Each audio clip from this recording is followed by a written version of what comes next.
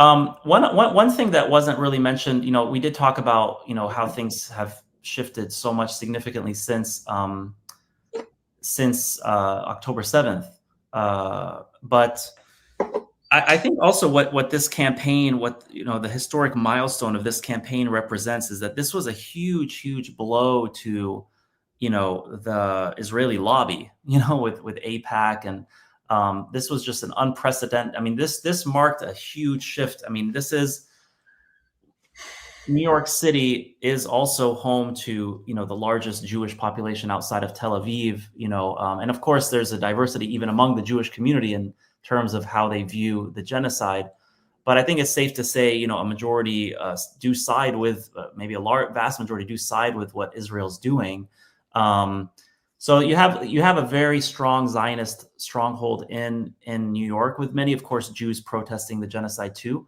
But could you say what this victory says about public sentiments shifting on this issue and the stronghold that maybe AIPAC has had on American politics? So I think it's important to think of Mamdani's victory as the beginning. If he wins, the onslaught and the difficulties that are going to be placed in front of him are going to be incredible.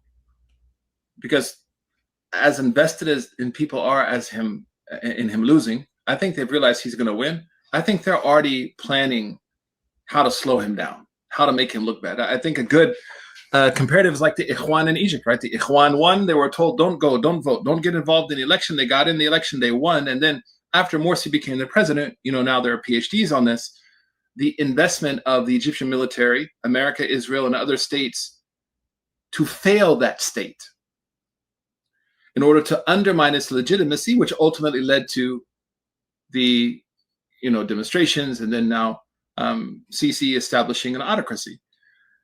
I think that some of the same domestic alignments are going to be invested in really trying to make him look bad.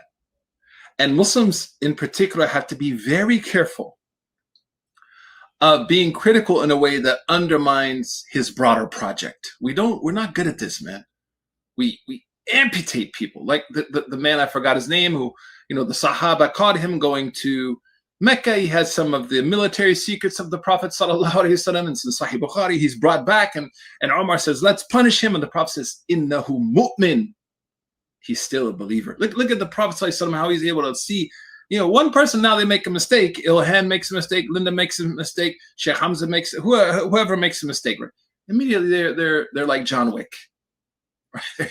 They're just thrown out of the hotel, right? That's a problem. You know why it's a problem? Because even if Linda might be flawed, if Omar Suleiman is flawed, if Yasser Qadi is flawed, if Tariq is flawed, if Suhaib is flawed, we still need each other. We don't have a budget of throwing away talented people. Yeah. And so the attack on him that's going to come after he wins is what we need to be focused on now. And how do we work to ensure that he does a good job? The person asked a question earlier. We would be naive to think that there are not going to be efforts to restrict his funding, to restrict. I remember in Egypt, the electricity would go out. Everybody blamed Morsi, but it was the military.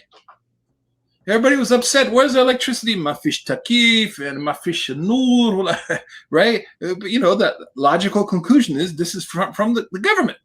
Mm-hmm. But this was done on purpose to undermine the legitimacy of that. Whether anyone agrees with them or not is not my point. I'm saying this happened. I believe that you will find a similar, and Trump has dealt with this. That's why he did the whole Doge thing, right? He felt that his agenda is, there are people in government and outside of government actively working to undermine him.